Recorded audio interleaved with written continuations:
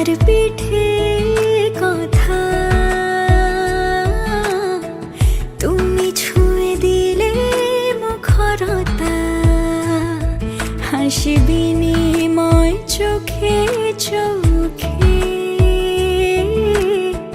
মনে মনে রয় ব্যাকুলতা।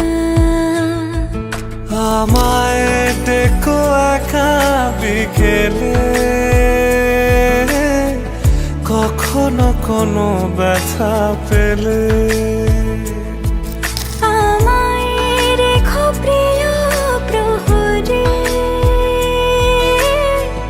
যখনই মন কেমন করে।